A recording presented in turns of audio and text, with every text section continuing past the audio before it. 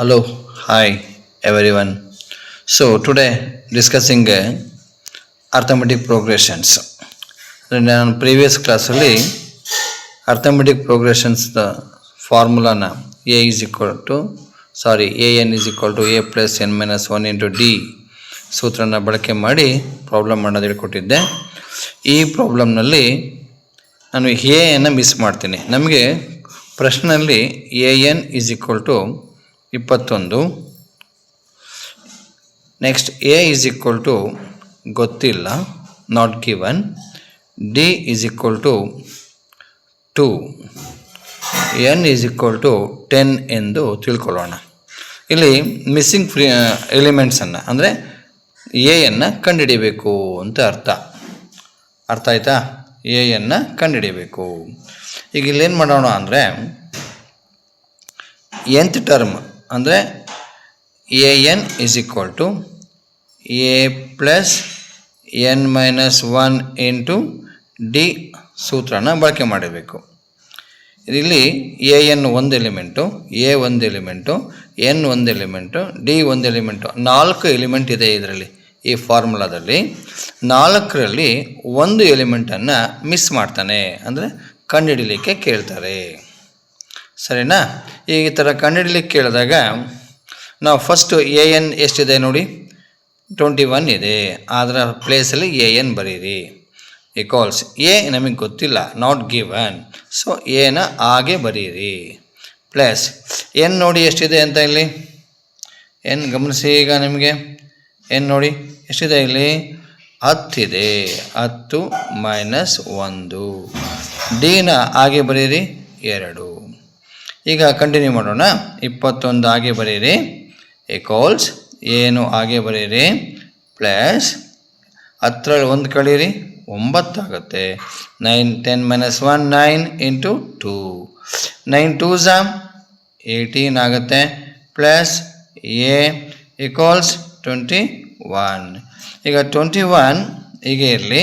ಈ 18 ನೋಡಿ 2 ಭಾಗ ಬರ್ತದೆ ಇಲ್ಲಿ, L H S part 1, R H S part 1. ಆ ಆರ್ ಎಚ್ ಎಸ್ ಇಂದ ಅಂದರೆ ಬಲಭಾಗದಿಂದ ಎಡಕ್ಕೆ ಒಂದು ಎಲಿಮೆಂಟನ್ನು ತೆಗೆದುಕೊಳ್ಳಿ, 18 ಆಯಿತು. ಆಗ ಪ್ಲಸ್ ಇರೋದು ಮೈನಸ್ ಆಯಿತು, ಈಸ್ ಈಕ್ವಲ್ ಟು ಎ. 21ರಲ್ಲಿ 18ನ ಕಳೀರಿ. ಈಗ 18 2 20, 1 21. ಅಲ್ಲಿಗೆ ಎ ಈಸ್ ಈಕ್ವಲ್ ಟು 3. ಅರ್ಥ ಆಗಲಿಲ್ವಾ? ಎ ಎಷ್ಟು ಬರಬೇಕಿದೆ ನಮಗೆ ನೋಡಿ, 3 ಬಂದಿದೆ. ಈ ಪ್ರಶ್ನೆ ಅರ್ಥ ಆಯ್ತಾ? ಎಲ್ಲರಿಗೂ ಗೊತ್ತಾಯ್ತಾ? ಓಕೆ, ಈಗ ಎರಡನೇ ಪ್ರಶ್ನೆ ನೋಡೋಣ. ಎರಡನೇ ಪ್ರಶ್ನೆ ಹೇಗೆ ಬರುತ್ತೆ ನೋಡೋಣ. ಈಗ ಎರಡನೇ ಪ್ರಶ್ನೆ,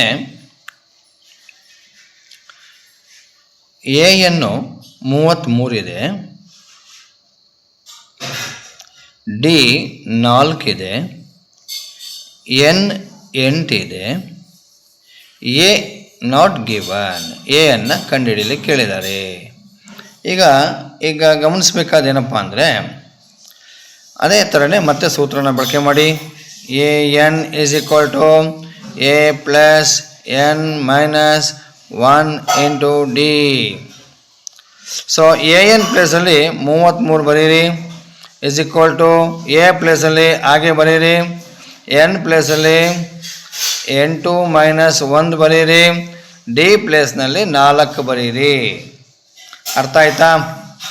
ಸೊ ಈಗೇನು ಮಾಡೋದು, 33 is equal to a plus 7, 8ರಲ್ಲಿ 1 ಹೋದರೆ 7 ಇಂಟು 4, 7 4 28 plus a is equal to 33. So ಈಗ ಗಮನಿಸಿ, 33 ಬಲಭಾಗದಿಂದ ಎಡಭಾಗಕ್ಕೆ ತನ್ನಿ, 28 ಆಗುತ್ತೆ, minus is equal to a ಆಯಿತು. ಈಗ 28 2 30, ಅರ್ಥ ಆಯ್ತಾ? Plus 3 5, a is equal to 5 ಆಗುತ್ತೆ. ಅರ್ಥ ಆಯ್ತಾ? ಗೊತ್ತಾಗಿದೆ ಅಂತ? ಓಕೆ, ಈಗ ನೆಕ್ಸ್ಟ್ ಮೂರನೇ ಪ್ರಶ್ನೆ ನೋಡೋಣ. ಇದರಲ್ಲಿ ಹೌದಾ, ಮೂರನೇ ಪ್ರಶ್ನೆ ನೋಡಿ. ಈಗ ನೆಕ್ಸ್ಟ್ ಮೂರನೇ ಪ್ರಶ್ನೆಯಲ್ಲಿ ಏನು ಹೇಳ್ತಾ ಇದೆ ಅಂದರೆ ಎ ಗೊತ್ತಿಲ್ಲ, ನೆಕ್ಸ್ಟ್ ಡಿ 3 ಇದೆ, ಎನ್ 11 ಇದೆ, ಎ ಯನ್ನು 36 ಇದೆ. AN ಅಂತನಾರ ಬರ್ಕೋಬೋದು, TN ಅಂತನಾರ ಬರ್ಕೋಬೋದು. ಸ್ಟೇಟ್ ಸಿಲೆಬಸ್ಸಲ್ಲಿ AN ಅನ್ನು ಬಳಕೆ ಮಾಡಿದ್ದಾನೆ, AN ಅನ್ನು ಬಳಕೆ ಮಾಡಿದ್ದೀನಿ. ICSEನವರು TN ಬಳಕೆ ಮಾಡಿಕೊಂಡು ಇದನ್ನು ಪ್ರಯತ್ನ ಮಾಡಿ. ಇದು ಬೇಸಾಗಿ ಹೇಳ್ತಾ ಇದ್ದೀನಿ. ಎಲ್ಲ 10th ಮಕ್ಕಳಿಗೆ ನೋಡ್ತಕ್ಕಂಥ ವೀಕ್ಷಕರು ಶೇರ್ ಮಾಡಿಕೊಡಿ, ಅವರು ಕಲ್ತ್ಕೊಳ್ಳಿ. ಲೆಕ್ಕನ ಸರಳವಾಗಿ ಬಿಡಿಸ್ಕೊಟ್ಟಿದ್ದೀನಿ. ಅವರು ಕೂಡ ಲೆಕ್ಕದಲ್ಲಿ ಕಲಿಕೆಯಲ್ಲಿ ಮುಂದುವರಿಸಲಿ, ಲೆಕ್ಕನ ಅರ್ಥ ಮಾಡ್ಕೊಳ್ಳಿ, ಹೆಚ್ಚಿನ ಸ್ಕೋರನ್ನು ಮಾಡಿಕೊಳ್ಳಿ. AN = A + n - 1 × D.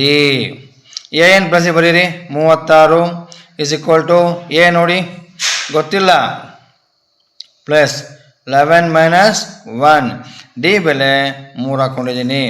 So A ಹಾಗೆ ಬರೀರಿ, 36 ಕೂಡ ಹಾಗೆ ಬರೀರಿ. 11ಗೆ 1 ಕಳೀರಿ, 10 ಆಗುತ್ತೆ. 10ಕ್ಕೆ 3 ಗುಣಿಸಿ, 10 3 30 ಪ್ಲಸ್ A = 36. ಈಗ 30ನ್ನು ಬಲದಿಂದ ಎಡಕ್ಕೆ ತನ್ನಿ, ಟ್ರಾನ್ಸ್ಫರ್ ಮಾಡ್ಕೊಳ್ಳಿ. 36 - 30 = A. 36ಗೆ 30 ಹೋದರೆ 6. A = 6 ಅಥವಾ A = 6. ಅರ್ಥ ಆಗಿದೆಯಾ? ಗೊತ್ತಾಗ್ತಿದೆಯಾ? ಹೌದಾ? ಸೊ ನೋಡಿ, ನಿಮ್ಮ ಪ್ರಯತ್ನಕ್ಕೆ ಒಂದು ಲೆಕ್ಕನ ಕೊಡ್ತೇನೆ, ನೀವು ಪ್ರಯತ್ನನ ಮಾಡಿ. A ಗೊತ್ತಿಲ್ಲ, ಹೌದಾ? D ಬೆಲೆ 5, AN 67, ನೆಕ್ಸ್ಟ್ N 13 ಇದೆ. ಇದನ್ನು ನೀವು ಪ್ರಯತ್ನ ಮಾಡಿ. ಅರ್ಥ ಆಗ್ತಿದೆಯಾ? ವಿಡಿಯೋ ನೋಡ್ತಕ್ಕಂಥ ಎಲ್ಲರಲ್ಲೂ ನನ್ನ ಒಂದು ಮನವಿ, ಆದಷ್ಟು 10th ಮಕ್ಕಳಿಗೆ ಇದನ್ನು ಶೇರ್ ಮಾಡಿ, ಅವರು ಕೂಡ ಚೆನ್ನಾಗಿ ಲೆಕ್ಕನ ಕಲ್ತ್ಕೊಳ್ಳಿ ಅನ್ನೋದು ನಮ್ಮ ಆಶಯ. Okay, thank you.